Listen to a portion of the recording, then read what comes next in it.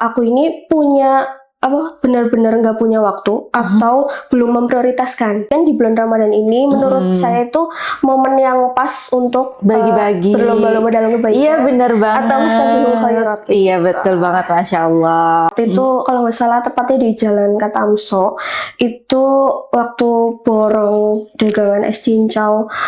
Di situ aku lihat senyum yang lebar dari bapak penjual es cincau di situ, kayak rasanya tuh ada kebahagiaan yang nggak bisa dijelasin.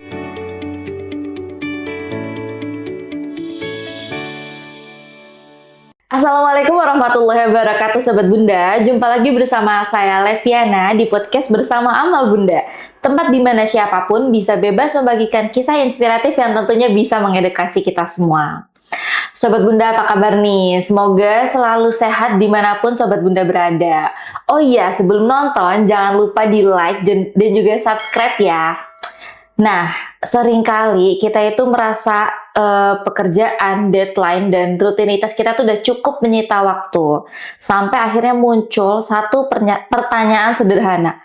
Masihkah ada ruang untuk berbagi dan menjadi bermanfaat bagi sesama? Di episode kali ini kita akan berbincang bersama Mbak Bilqis, seorang pekerja aktif yang memilih tetap menebar kebaikan di tengah aktivitas padatnya dengan menjadi relawan dari Laz Amal Bunda.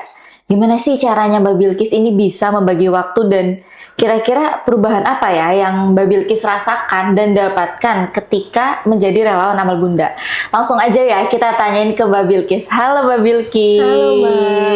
Gimana kabarnya Mbak? Sehat? Alhamdulillah baik. Alhamdulillah. Kalau boleh tahu nih Mbak, kesibukannya apa aja nih Mbak akhir-akhir ini? Kalau sehari-hari saya kerja di PT Ethos dan untuk peran di rumah saya sebagai istri dalam mengurus rumah.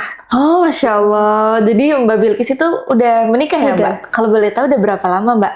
Untuk menikahnya baru sih Mbak, baru 2 bulan. Oh, baru 2 bulan, masih pengantin baru. Kalau di Ethos udah berapa? Udah 5 tahun. Udah 5 tahun. Dari 2021. Iya. Dari Amal Bunda ada ya berarti. Nah, Mbak Bilqis, berarti dari Amal Bunda ada, Mbak Bilqis itu udah tahu atau belum sih Mbak?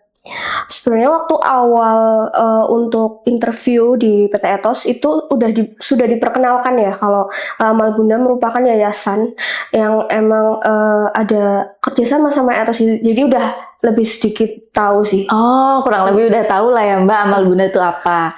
Nah, kalau nggak salah Mbak Bilqis ini relawan juga tahun kemarin ya? Tahun lalu, iya. Tahun lalu. Waktu daftar-daftar nih Mbak dulu, itu kan otomatis sibuk ya jadi pekerja gitu kan. Itu gimana sih Mbak? Sempat ragu atau gimana? Awalnya sempat ragu ya, karena untuk mengikuti kegiatan yang mungkin bisa dibilang baru, walaupun dulu waktu kuliah juga sudah pernah mengikuti kegiatan yang serupa seperti ini.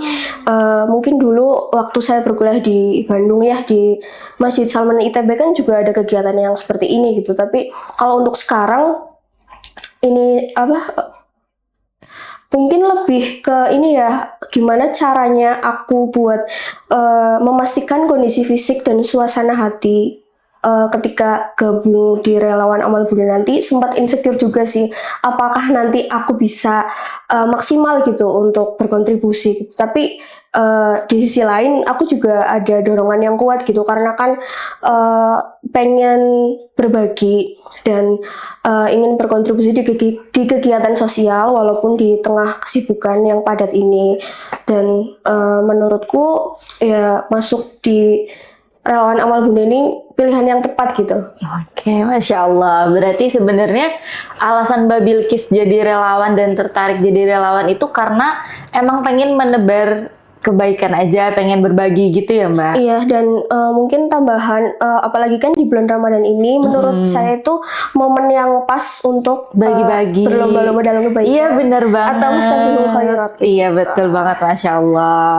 Nah Mbak Bilqis ini kan sibuk ya, apalagi sekarang sudah jadi istri. Nah, menurut Mbak Bilqis nih, sebenarnya jadi relawan itu sibuk itu alasan atau sebuah tantangan sih Mbak? Kalau mungkin dari awal aja, kalau jujur sibuk itu emang nyata banget ya, apalagi untuk membagi dua peran sebagai karyawan dan sebagai istri di rumah.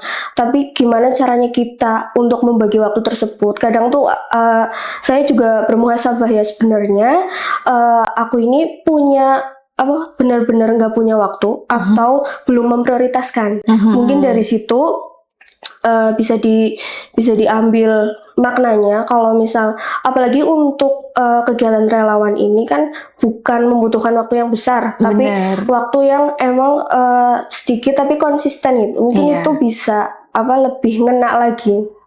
Oke. Nah, kalau relawan amal bunda ini kan seringnya kegiatannya habis kerja, otomatis capek gitu. Belum lagi nanti harus nyiapin buka puasa. Nah, ada nggak sih Mbak cara atau tips dari Mbak Bilkis buat bagi waktu antara pekerjaan, istirahat, dan kegiatan relawan ini? Mungkin tips dari aku kuncinya di komunikasi, prioritas dan manajemen energi itu.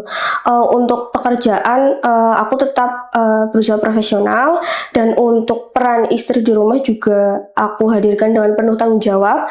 Lalu untuk kegiatan relawan juga aku atur agar jadwalnya tuh nggak berbenturan sama dua peran yang itu dan apalagi kan ini termasuk panggilan hati ya. Iya benar. Dari awal juga udah ada dorongan yang kuat juga.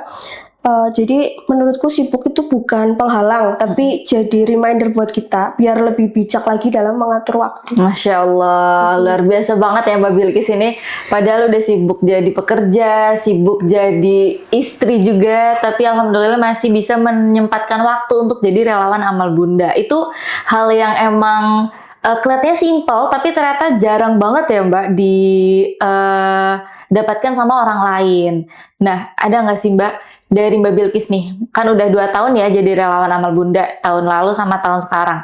Ada nggak momen selama jadi relawan yang cukup membekas di hatinya Mbak Bilkis? Mungkin waktu gerbek takjil ya, waktu itu kalau nggak salah tepatnya di Jalan Katamso, itu waktu borong dagangan es cincau.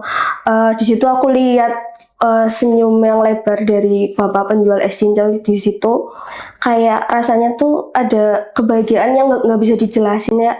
Seneng aja gitu lihat pedagang yang kita borong dagangannya, walaupun itu emang kita yang beli, tapi di situ ada kebahagiaan juga dari penjualnya gitu sih. Bener sih, emang kalau misalnya kita lihat kita bikin orang lain seneng tuh kita ikut seneng, otomatis tangki cinta kita tuh juga akan terisi gitu nggak sih Mbak? Nah Mbak, ada nggak perbedaan dari diri Mbak Bilkis nih setelah jadi relawan sama sebelum jadi relawan gitu?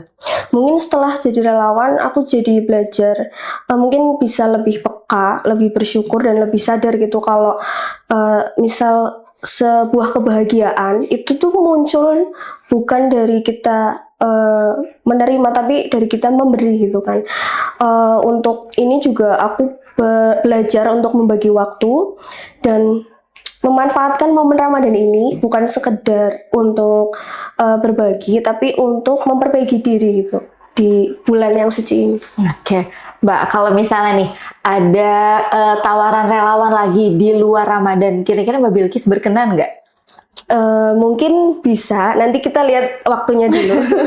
Soalnya untuk sehari-hari, misal per minggu ya, biasanya aku jadwalin, misal minggu depan ini aktivitasnya ngapain aja gitu. Misal untuk di kantor ada meeting apa aja. Terus kalau untuk membagi waktu dengan keluarga, misal ada misal jadwal aku kan nggak setiap hari masak gitu, misal bisa jadi seminggu 3 kali kayak gitu sih, mungkin bisa diatur dan waktunya mungkin di sore hari ya setelah pulang kerja.